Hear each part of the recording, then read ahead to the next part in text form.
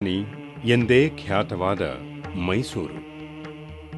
ಅದಕ್ಕೊಂದು ಮುಡಿ ಇದ್ದಂತೆ ಆಗ್ನೇಯ ದಿಕ್ಕಿನಲ್ಲಿ ಚಾಮುಂಡಿ ಬೆಟ್ಟ. ಚಾಮುಂಡಿ ಬೆಟ್ಟ ಪೂರ್ವ ಪಶ್ಚಿಮವಾಗಿ ಚಾಚಿಕೊಂಡಿದೆ.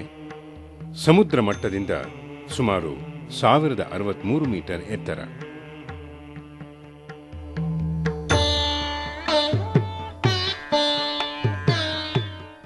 ಚಾಮುಂಡಿ ಬೆಟ್ಟ 10ನೆಯ ಶತಮಾನದ ಹೊತ್ತಿಗಾಗಲೇ ಪವಿತ್ರ ಕ್ಷೇತ್ರವೆಂದು ಖ್ಯಾತವಾಗಿತ್ತು.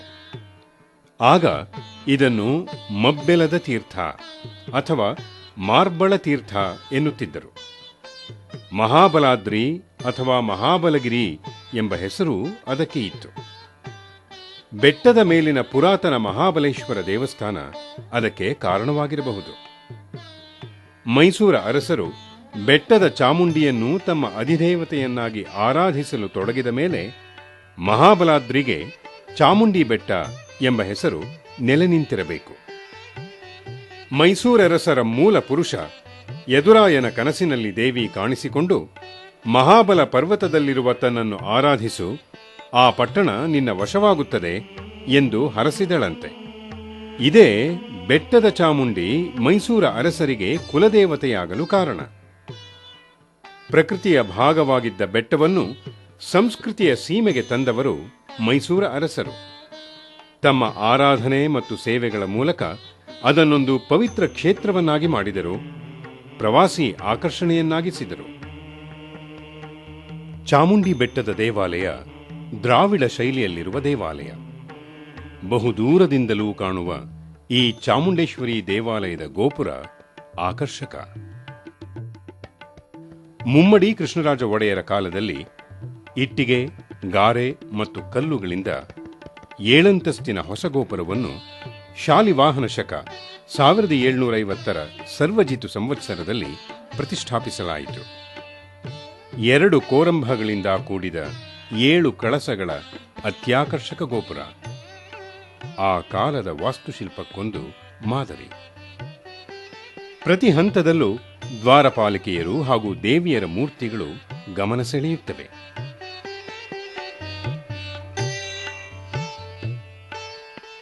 ಗೋಪುರದ ಹೊರಮೈಯಲ್ಲಿ ಕಿರುಗೋಪುರಗಳ ಸಾಲು. ದೇವಾಲಯದ ಸುತ್ತ ವಿಶಾಲವಾದ ಪ್ರಾಂಗಣ. ಅಲ್ಲೊಂದು ತಾಯಿಗೆ ಪ್ರಿಯವಾದ ಸಂಪಿಗೆ ಮರ. ಶಿಥಿಲವಾಗಿದ್ದ ಪುರಾತನ ದೇವಾಲಯವನ್ನು ಜೀರ್ಣೋದ್ಧಾರ ಮಾಡಿಸಿದ್ದು, ಆಲಯದ ಮಂದಿರದ ಮುಂದಿರುವ ಬಲಿಪೀಠ, ಧ್ವಜಸ್ತಂಭಗಳು ಹಾಗೂ ದ್ವಾರಪಾಲಿಕೆಯರನ್ನು ಕಡೆದು ನಿರ್ಮಿಸಿದ್ದು ಮುಮ್ಮಡಿ ಕೃಷ್ಣರಾಜ ಒಡೆಯರ ಕಾಲದಲ್ಲೇ.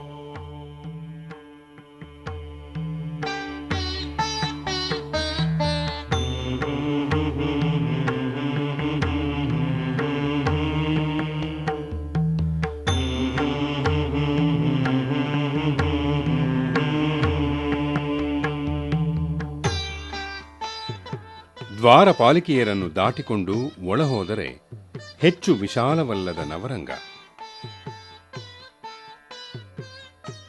ಅಲ್ಲಿಂದ ಒಳಹೋಗುವಾಗಿನ ಹಿತ್ತಾಳೆ ಚೌಕಟ್ಟಿನ ಬಾಗಿಲನ್ನು ದಾಟಿದರೆ ಸುಕನಾಸಿಯಲ್ಲಿ ಮುಮ್ಮಡಿ ಕೃಷ್ಣರಾಜ ಒಡೆಯರ್ ಹಾಗೂ ಅವರ ಪತ್ನಿಯರಾದ ದೇವಾಜಮ್ಮಣ್ಣಿ, ಚೆಲುವಾಜಮ್ಮಣ್ಣಿ ಮತ್ತು ಲಿಂಗಾಜಮ್ಮಣ್ಣಿಯರ ಭಕ್ತ ವಿಗ್ರಹಗಳಿವೆ. ಭಕ್ತ ವಿಗ್ರಹಗಳ ಎದುರಿನಲ್ಲಿ ಬೆಳ್ಳಿ ಮಂಟಪದ ಒಳಗೆ ರಾರಾಜಿಸುತ್ತಿರುವ ದೇವಿಯ ಸುಂದರ ಪಂಚಲೋಹದ ಮೂರ್ತಿಯುಂಟು.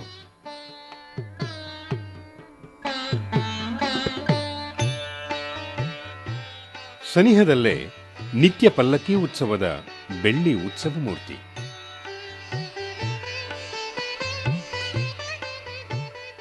ಗರ್ಭಗುಡಿಯ ಬಾಗಿಲಿಗೆ ಬೆಳ್ಳಿ ತಗಡಿನ ಚೌಕಟ್ಟಿದೆ. ಗಣಪತಿ, ಜಟಾಜೂಟ ಶಿವ, ಮಹಿಷಮರ್ದಿನಿಯ ಉಬ್ಬು ಶಿಲ್ಪಗಳು ಮೋಹಕವಾಗಿವೆ. ಅದರ ಬುಡದಲ್ಲಿ ಬೆಳ್ಳಿಯ ಆನೆಗಳು ಗಮನ ಸೆಳೆಯುತ್ತವೆ.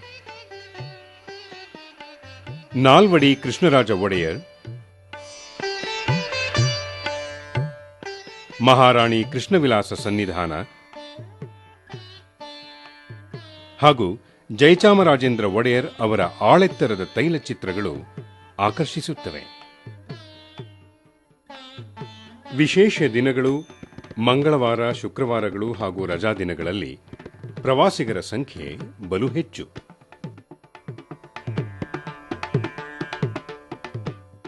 ಭಕ್ತಾದಿಗಳು ಜಿಟಿಜಿಟಿ ಬೀಳುವ ಮಳೆಯಲ್ಲೂ ಸರತಿಯ ಸಾಲಿನಲ್ಲಿ ನಿಂತುಕೊಂಡು ದರ್ಶನ ತೆಗೆದುಕೊಳ್ಳುತ್ತಾರೆ.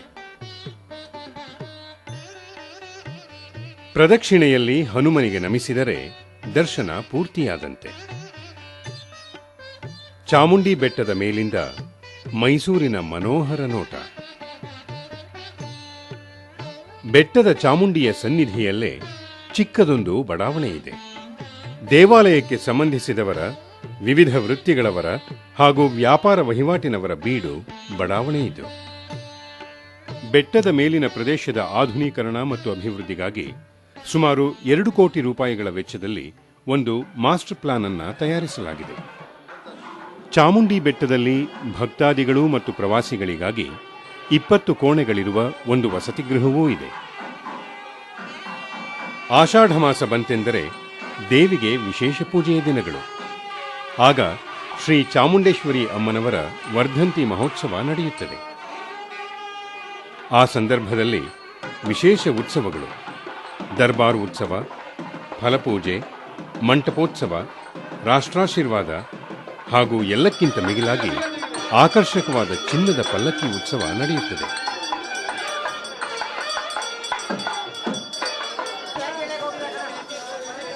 ಆಷಾಢ ಶುಕ್ರವಾರದ ದಿನಗಳ ಪೂಜೆಯ ಸಂದರ್ಭದಲ್ಲಿ ದೇವಾಲಯಕ್ಕೆ ಬಣ್ಣ ಬಣ್ಣದ ಹೂವಿನ ಅಲಂಕಾರ.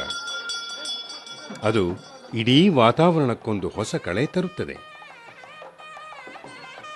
ಚಾಮುಂಡಿ ಬೆಟ್ಟದ ದೇವಾಲಯದಲ್ಲಿ ಅರ್ಚನೆ, ಸಹಸ್ರನಾಮಗಳಿಂದ ಹಿಡಿದು ಬೆಳ್ಳಿ ರಥೋತ್ಸವ ಮತ್ತು ಚಂಡಿ ಹೋಮದವರೆಗೆ ಅನೇಕ ಸೇವೆಗಳನ್ನು ಭಕ್ತಾದಿಗಳು ಮಾಡಿಸಬಹುದು. ಮೈಸೂರಿನಲ್ಲಿ ದೇವಾಲಯದ ವತಿಯಿಂದ ಒಂದು ಕಲ್ಯಾಣ ಮಂಟಪವನ್ನು ಕಟ್ಟಲಾಗಿದೆ.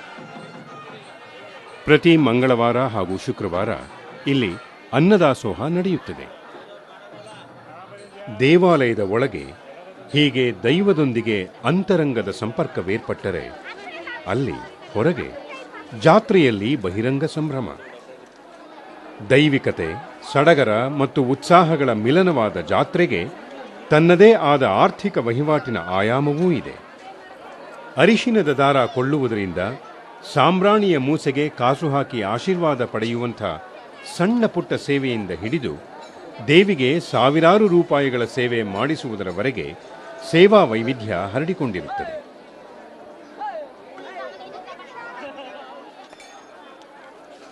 ಕರಡಿಗೊರವರ ಡಮರು ಕೇಳಿ ಹತ್ತಿರ ಬಂದು ಕಾಸು ಹಾಕಿ ನಮಸ್ಕರಿಸುವವರು ಕೆಲವರು.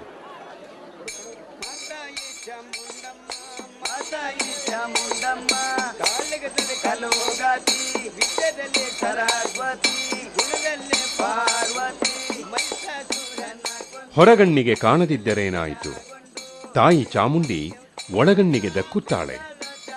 ಕಂಸಾಳೆಯ ಗತಿಗೆ, ಕೈ ಬೆರಳ ಆಟಕ್ಕೆ ಕಲ್ಪನೆಯಂತೆ ಲೀಲೆ ತೋರುತ್ತಾಳೆ. ನಮ್ಮ ಜನಪದರ ಪದಗಳಿಗೆ ಸಿಕ್ಕುತ್ತಲೇ ಮೀರಿ ಹೋಗುತ್ತಾಳೆ.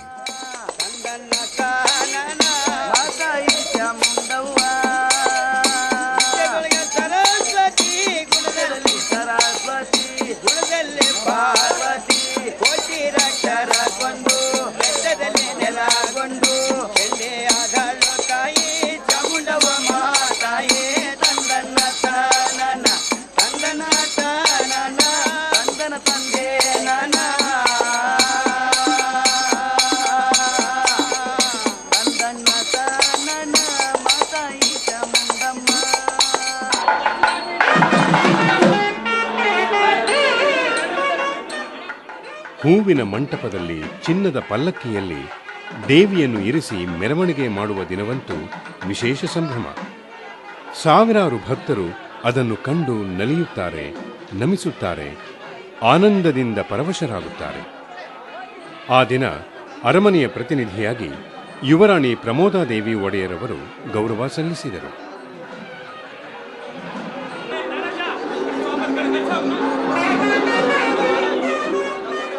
ಹೂವಿನ ಪಲ್ಲಕ್ಕಿಯಲ್ಲಿ ಪ್ರಾಕಾರದ ಒಳಗೆ ಉತ್ಸವ ನಡೆಯುತ್ತದೆ.